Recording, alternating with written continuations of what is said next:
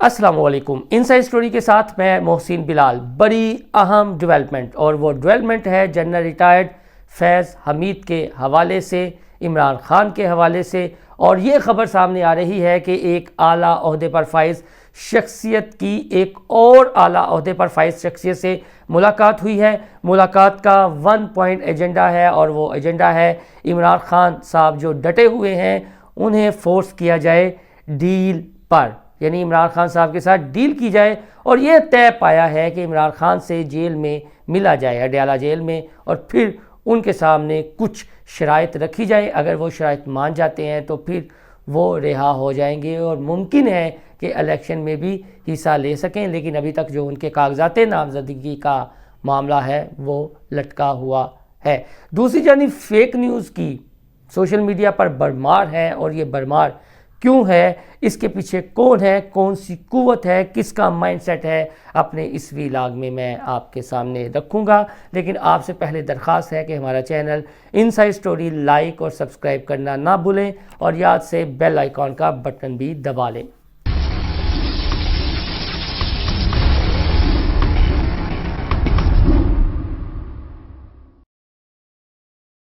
सबसे पहले आपको बताते हैं जनरल रिटायर्ड फैज़ हमीद के बारे में। कुछ खबरें इस तरह की सामने आ रही हैं जो बड़ी संजीदा हैं रियासती मामलात के तनाजुर में। और ये कहा जा रहा है कि अब जितनी भी प्लानिंग हो रही है उसके जो मास्टरमाइंड है वो जनरल रिटायर्ड फैज़ हमीद है। गो कि फैज़ हमीद मुलाकातें नहीं कर रहे, बल्कि उनके बिहाफ पे कुछ ऐसी शख्सियात ज़रूर हैं जो मुलाकातें कर रही हैं और पीटीआई की तमाम इलेक्शन की हिकमत अमली को अमली जामा पहनाने की कोशिश कर रही हैं। इसी वजह से ये कहा जा रहा है कि जनरल फैज़ हमीद अभी ज़िंदा है, और हमारे जो वीला का मौजू है, जो हमने थंबनेल बनाया है, वो इसी तनाजुर में बनाया है। जिसकी बड़ी वजह ये है कि पिछले दिनों सीनियर सहाफ़ी हैं नुसरत जावेद, उन्होंने एक ख़बर ब्रेक की थी। उसके बाद इस्लामाबाद के कुछ हलकों में भी ये बातें सुनने को मिली कि जनरल रिटायर्ड फैज़ हमीद अभी ज़िंदा हैं, अभी मुतहरिक हैं। वो एक सोच का नाम है, और वो सोच हमें हर लम्हे सोशल मीडिया पर नज़र आती है। जिस तरह सोशल मीडिया के ट्रेंड बन रहे हैं, जिस तरह फेक न्यूज़ की भरमार है, और फेक न्यूज़ के तनाजुर में अपने एजेंडे को परवान चढ़ाया जा रहा है, तो उसके पीछे जनरल रिटायर्ड फैज़ हमीद की सोच कारगर फरमा है। और ये कहा जाता है कि जनरल फैज़ हमीद पसे पर्दा नहीं गए, बल्कि ज़िंदा हैं और मुतहरिक हैं, और पीटीआई को असल में वही चला रहे हैं। और ये भी बताया जाता है कि चकवाल में कुछ हलकों की जानिब से अहम मुलाकात की गई है, और उस अहम मुलाकात के बाद ये मनसूबाबंदी तैयार की गई है। पहले ये कहा गया था कि शायद इस मुलाकात में ख़ुद जनरल रिटायर्ड फैज़ हमीद शामिल थे, लेकिन फिर दूसरे सोर्सेज ने इस खबर की तस्दीक ये की कि जनरल फैज़ हमीद शामिल नहीं थे, लेकिन उनके कोई कार ख़ास ज़रूर शामिल थे। अब आपने देखा कि अयाज़ मीर साहब का एक वीडियो क्लिप सामने आया, और उस वीडियो क्लिप में उन्होंने ये कहा कि अडयाला जेल में बैठकर उनसे कहा नहीं गया बल्कि हुक्म दिया गया। तो अयाज़ मीर का ताल्लुक़ किस ज़िले से है? अयाज़ मीर का ताल्लुक़ भी ज़िला चकवाल से है, यानी अयाज़ मीर मरूफ कालम निगार दानिश्वर, उनका ताल्लुक़ चकवाल से है। तो ये जो चीज़ें हो रही हैं ये कोई आम नहीं है, बल्कि इनके असरात हर रोज़ हमें देखने को मिल रहे हैं। दूसरी जानिब सादिक संजरानी जो चेयरमैन सेनेट हैं, उनके हवाले से ये कहा जा रहा है कि उनकी सदर मुमलिकत डॉक्टर आरिफ अलवी से मुलाकात हुई, और मुलाकात का 1 पॉइंट एजेंडा था इमरान खान से डील का। और ये कहा गया है कि इमरान खान साहब को किसी तरीके से डील पर माइल किया जाए, कुछ उनकी मान ली जाए, कुछ अपनी शराइत जो सामने रखी जाए वो मनवा ली जाए। लेकिन खान अब तक डटे हुए हैं। ये एक तासुर मुसलसल फैलाया जा रहा है। इसके अलावा शाह महमूद कुरैशी का क्यों लिंक बनता है, जो मैंने बात की है कि जनरल फैज़ हमीद अभी ज़िंदा हैं। जनरल फैज़ हमीद क्यों ज़िंदा हैं? क्योंकि शाह महमूद कुरैशी वाला जो एडवेंचर हुआ है वो बड़ा समझने वाला है। अगर शाह महमूद कुरैशी को गिरफ़्तार करना ही था तो अडयाला जेल के अंदर से भी उन्हें गिरफ़्तार किया जा सकता था। फिर इतना बड़ा शो अडयाला जेल के बाहर लगाने की क्या ज़रूरत थी? बाकायदा 3.5 मिनट 4 मिनट का वो क्लिप है, हमने पहले भी जिक्र किया है, اور بتایا یہ جا رہا ہے کہ کچھ سہولت کاری اندر سے ہو رہی ہے، اور یہ سہولت کاری اندر سے کیوں ہو رہی ہے اس کی ایک بڑی وجہ جنرل ریٹائرڈ فیض حمید ہے کہ جنرل ریٹائرڈ فیض حمید کے جو شاگرد ہیں، اب بھی بتایا جاتا ہے وہ متحرک ہیں، اور یہ جو سوشل میڈیا پر ایک بریگیڈ پھر پراپوگنڈا کرنا شروع ہو گئی ہے، انہیں بھی وہاں سے ہدایات مل رہی ہیں۔ اکثر آپ نے ہاکی یا فٹ بال کا میچ دیکھا ہوگا تو ایک کھلاڑی دوسرے کھلاڑی کو پاس دیتا ہے، اور وہ جو کمنٹیٹر ہے وہ پھر بتاتا ہے کہ شہباز نے پاس دیا عالم کو، عالم نے پاس دیا بشیر کو، بشیر نے پاس دیا نذیر کو، اور نذیر گول کرنے لگا۔ تو کچھ اسی طرح کی سوشل میڈیا کی سائیکی ہے۔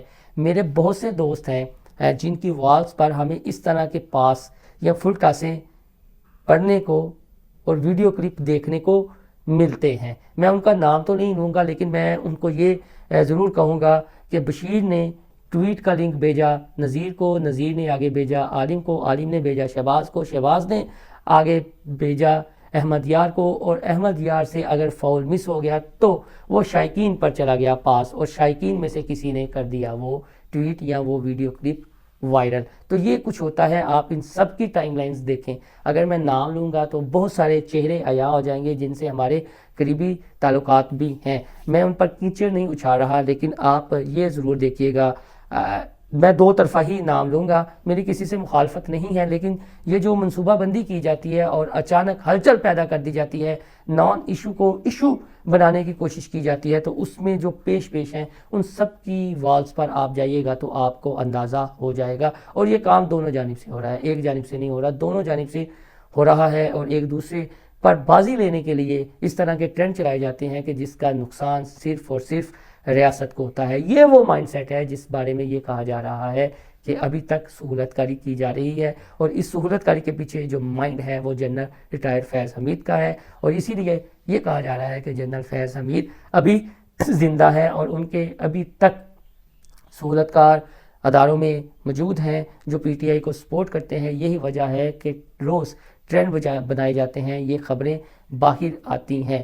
دوسری جانب بہت بڑی ڈیولپمنٹ یہ بھی دیکھنے کو مل رہی ہے، اور وہ ہے پیپلز پارٹی اور نون لیگ کے سلسلے میں۔ پیپلز پارٹی کے جو سربراہ ہیں بلاول بھٹو زرداری اور آصف علی زرداری، انہوں نے دعویٰ کیا ہے کہ جو وزیر اعظم ہوگا وہ پیپلز پارٹی کا ہوگا، یعنی ایک دفعہ پھر انہوں نے توپوں کا رخ کیا نواز شریف کی جانب۔ اور بلاول بھٹو نے تو یہ تک کہہ دیا محترمہ بے نظیر بھٹو شہید کی برسی کے موقع پر اپنے خطاب میں کہ 16 ماہ ہم اتحادیوں کے ساتھ چلے، انہیں معیشت کا کچھ پتہ نہیں ہے۔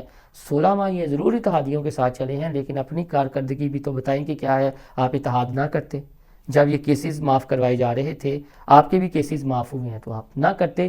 یعنی یہ جو نورا کشتی ہے، یہ جو ٹوپی ڈرامہ ہے، یہ چل رہا ہے، اور ووٹرز کو بیوقوف بنانے کی کوشش کی جا رہی ہے۔ جہاں تک پی ٹی آئی کے حلقوں کی بات ہے تو یہ کہا جاتا ہے جی کہ صنم جاوید کو ٹکٹ مل جائے گا، طیبہ راجہ کو ٹکٹ مل جائے گا، عالیہ حمزہ وغیرہ کو ٹکٹ مل جائے گا۔ بھائی جان ان کے اوپر بھی 2 3 کمنگ کینڈیڈیٹ ہیں، اور وہ جان کے رکھے گئے ہیں کمنگ کینڈیڈیٹ۔ یہ صرف ایک سوشل میڈیا پر زندہ رہنے کے لیے ہائپ کریٹ کی گئی ہے، اور یہ بھی باقاعدہ منصوبہ بندی کی گئی ہے، جس منصوبہ بندی کا میں اس ویلاگ میں بار بار ذکر کر رہا ہوں۔ اور یہ منصوبہ بندی یہ ہے کہ ہم سوشل میڈیا پر کسی طریقے اپنی ہائپ برقرار رکھیں، اور یہ بتایا جائے کہ ہم بڑے پاپولر ہیں۔ اس میں کوئی شک نہیں ہے کہ کنگ ہے P T I social media کی، اور یہ ایک سٹنٹ وہ اپنا بار بار کھیل رہے ہیں سوشل میڈیا پر۔ جو اچانک صنم جاوید کا خط باہر آ جاتا ہے یا کوئی ان کا پیغام باہر آ جاتا ہے، ان کے والد کی ویڈیو آ جاتی ہے، لیکن جو زمینی حقائق ہیں وہ یہ ہیں کہ اگر تو یہ سزا یافتہ ہو جاتے ہیں تو پھر کیسے الیکشن لڑنے کے لیے یہ اہل ہوں گی خواتین؟ سوچنے کی بات ہے نا، کیسے یہ الیکشن لڑنے کی اہل ہوں گی یہ خواتین؟ تو پھر پی ٹی آئی نے اپنے کورنگ کینڈیڈیٹ رکھے ہوئے ہیں کہ الیکشن تک یہ ہائپ برقرار رہے، اور یہ ان کی منصوبہ بندی ہے، یہ حکمت عملی ہے۔ اور جو بھی بنا رہا ہے، اور یہ کہا جا رہا ہے کہ چکوا school of strategy about election, یہ ایک سیل یا ایک مائنڈ سیٹ کام کر رہا ہے اس انداز میں، تو یہ سب اس مائنڈ سیٹ کی ہی اختراع ہے کہ آپ اس طرح سوشل میڈیا پر ہائپ کریٹ کریں۔ کیونکہ زمینی حقائق تو یہ ہے، میں بار بار اس کا ذکر بھی کرتا ہوں کہ جو تو 9 مئی میں ملوث ہیں ان کے کاغذات نامزدگی منظور ہو بھی گئے تو پھر ایلیگیشن کوئی نہ کوئی لگ جائے گا، اور الیکشن لڑنے کے وہ اہل نہیں ہوں گے جو ثانیہ 9 مئی میں ملوث ہے۔ اور پی ٹی آئی کے وہ رہنما جو ثانیہ 9 مئی میں ملوث نہیں ہیں، ان کی آپ دیکھیں کہ کاغذات نامزدگی چھینے تک نہیں گے۔